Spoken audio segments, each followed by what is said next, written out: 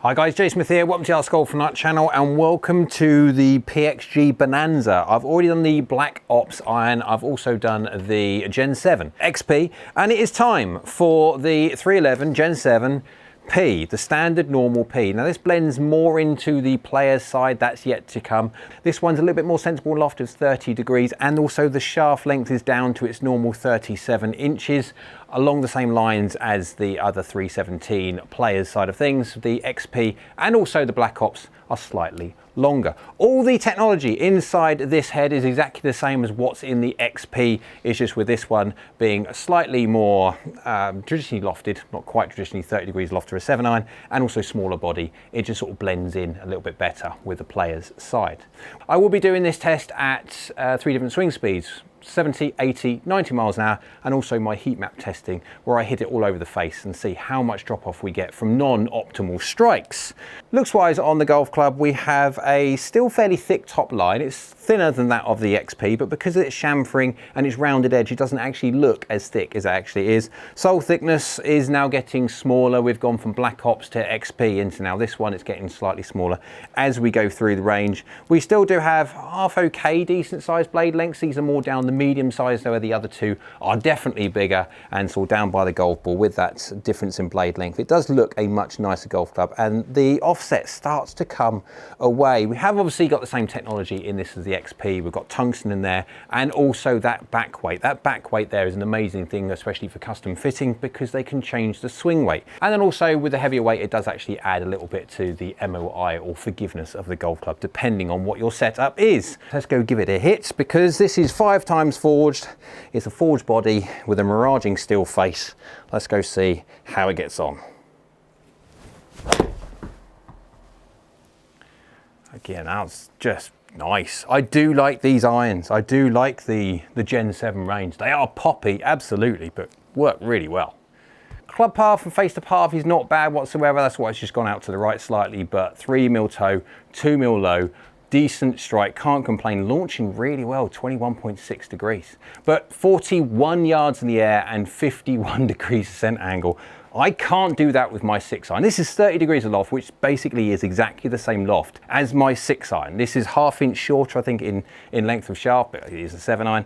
I play a bladed iron with a center of gravity nowhere near what this is. And so these would absolutely suit a slow-ish swing speed golfer that really needs some extra distance and want to get the ball up in the air. The feel, I won't lie, is a little bit poppy. Now these are forged bodies, but you have got the miraging steel face. It does sound quite poppy. Now, of course, I'm a blade player, so I will pick that up. But if you don't really care about the sound off the face, then, or you want something like that, confidence inspiring pop, then there you go. I mean, I can't complain. Even if I wanted to, I can't.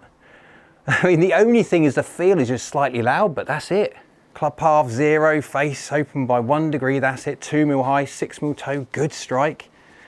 27 degrees of loft, 26.7, but that's launching at 21 degrees. 40 yards in the air, 50 degrees ascent angle, 179. They're just working really, really well. Now I could absolutely game this, absolutely, in a longer iron, when I need the golf ball getting up there. Now, my 5-iron, I stop at 5, I don't have a 4-iron because of that point. I go into a hybrid, but even the 5-iron sometimes can get a little bit flat. This thing, woof, does it want to launch? It beats my 6-iron effectively, hands down. Now I'm hitting it 40 yards at the end. I'm not even trying. If I wanted to, I could hit it even higher. Well, I'm really going to struggle to do that with my 6-iron. Now it does feel a little bit explosive, yes it does, but that's part and parcel. You can't have one without the other. It's a trade-off that you have. That's working very, very well. I do like these Gen 7 irons, absolutely. Yes, again, that's another one. Just nice. Left edge, I mean, you can't complain at 180 yards, basically. Club path 1.5 from the inside. Face is closed by 0.9. Little baby draw dynamics. 2mm low, 8mm toe, so slightly toe, but not too bad. Can't complain at all. 21 degrees of launch and 40 yards in the air. 50 degrees ascent angle. This is my favorite one so far, I must admit. As I'm kind of getting closer to the blade, I'm enjoying them more and more. But for just pure on performance, just great.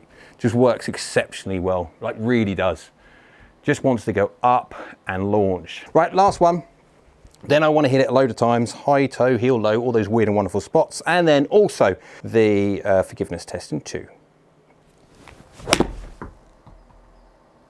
I mean, I would not give back any of those shots. Like, none of them. Club path 1.1 from the inside and face is close, fractionally that's it. 2 mil low, 3 mil toe, just a good strike. And again, 21.1 degrees of launch and 40 yards in the air, 50 degrees descent angle. It just works really well. So yeah, absolutely, so far this is my favorite iron of all the ones that I've tested. Of course, I've got to do the player's side next, but yeah, you can see the transitions going. As soon as they start getting a bit smaller and stuff, I start liking them more and more. Performance-wise, just pure on performance, it just works really very, very well. Right, let's go turn the camera off. Let's go whack this one a load of times. Toe, heel, low, all those non-optimum shots, shall we say, strike locations. And then also, let's go test it at 3 different swing speeds, 70, 80, and 90 miles an hour. Let's go see how well the PXG 0311P Gen 7 iron gets on. All the shots now hit with the PXG 0311P Gen 7 iron, very long name, at 3 different swing speeds, 70, 80, 90 miles an hour. I've also captured the heat map data as well, so we can see exactly what kind of drop-offs you get when you don't hit the middle. On the screen, you can see you've got 3 different data sets. We've got the red, the yellow, and the blue. The red is 70 miles an hour, the yellow is 80 miles an hour, and the blue is 90 miles an hour. We've also got the club head data on there for a second. We'll have a little look at that one in a little bit. So let's go straight to the carry. 139 yards for a 70 mile an hour swing, peaking up at 23 yards in the air and descending at 40.1. So this so far has been the only one that has actually breached the 40 degree descent angle, which is so important. So 40 degrees and more, the 45 is the magic number, but anything between 40 and 45 degrees will have a really good chance of stopping when that ball hits your putting surface. Now, okay, so as soon as you go into sub 40 into the 30s, it is going to be a lap of the gods as to whether the golf ball is going to stop or it's just going to be skipping out the back and obviously into the rough or whatever's behind the green.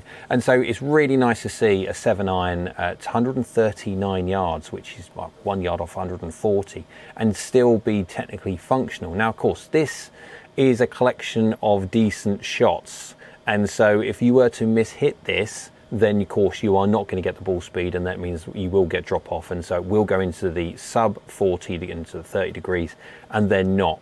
But from this is the first time from a PXG point of view that I've seen one of their golf clubs go in at 70 miles an hour functional and still a really good distance. 139 yards for a 70 mile an hour swing is really very good. 80 miles an hour, 162 yards of carry, 31 yards in the air and 45.5 degrees descent angle. The magic number 45 degrees, that's going to stop on any green. You are going to have the conversation with a 6 iron, no problem. Would I go 5 iron? If you imagine you're going to lose possibly 2.5, maybe 3 degrees of descent angle, go into a 6, and then you're going to lose another 2.5, maybe or so, go to a 5. You're going to get really close to the 40 degrees. And if you're a really good ball striker, I would say yes, you can definitely go down the 5 iron route, but you bear in mind you are going to have that problem. If you do mishit it, it's going to go sub 40 and you might not be able to stop the ball on the green. You go full on 90 miles an hour, 178 yards in the air, 40 yards in the air, descent angle 50 degrees.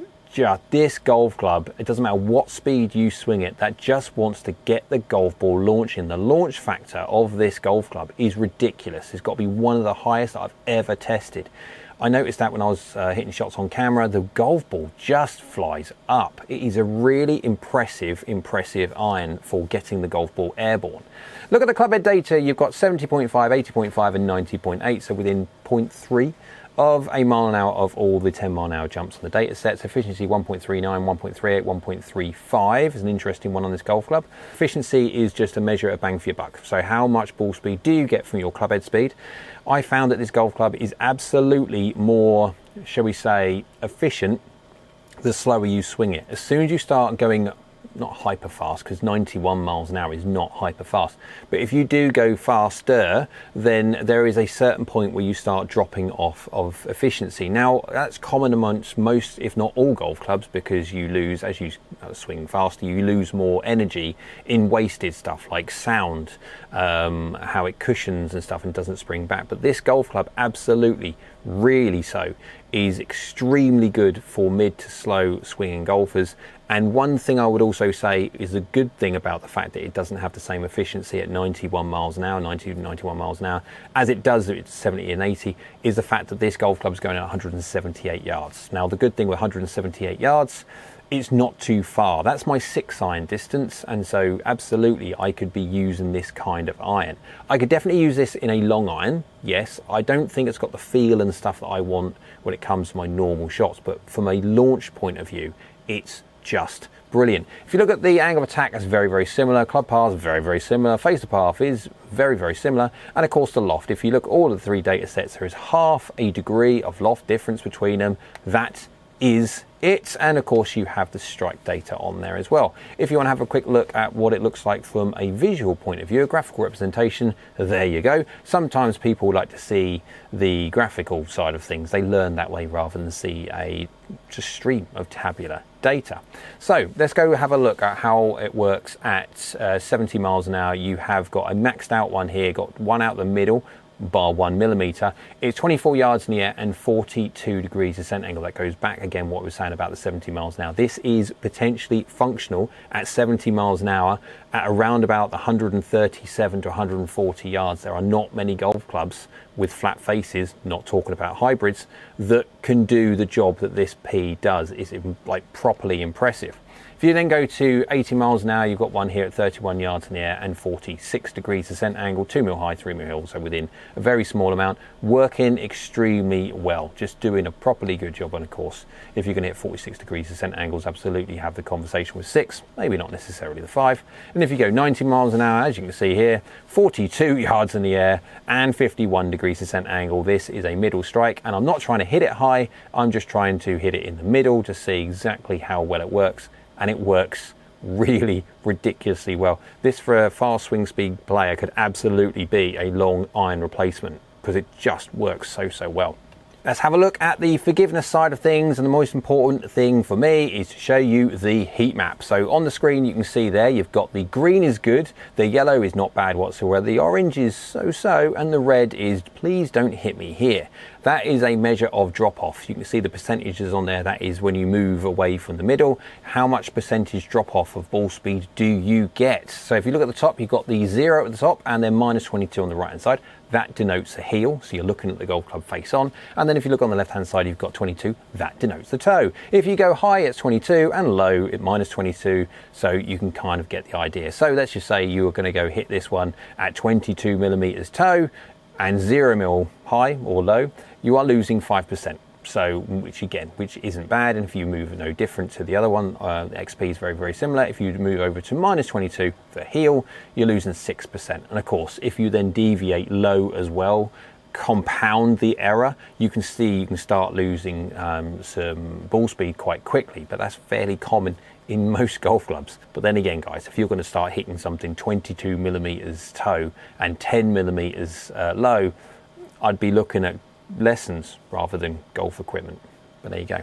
So how does it look like on an iron? But if you put that grid overlay on the iron, you can see there that the green is that blob in the middle. It's got a decent sized blob there, and you've got the radiates out. You've got the yellow then turns into orange, etc. And you have got that red bar on the right hand side. That red strip is basically saying please don't hit me here, because yes, you still might have efficiency there because you can see the orange then goes smack down to that vertical red strip. Why is that? It's because as soon as you get round about the 20-21 millimeters, you start ending up hitting the curved bit on the shaft, aka the hosel, and no one likes hitting a hosel rocket. So if you're a heel player, as a general rule, please try and move your strike to the toe as a miss, because you can have some really bad toe days and get away with it. You can't have that much worse of a heel day before you start hitting the yeah, we won't say it, but you kind of get the idea.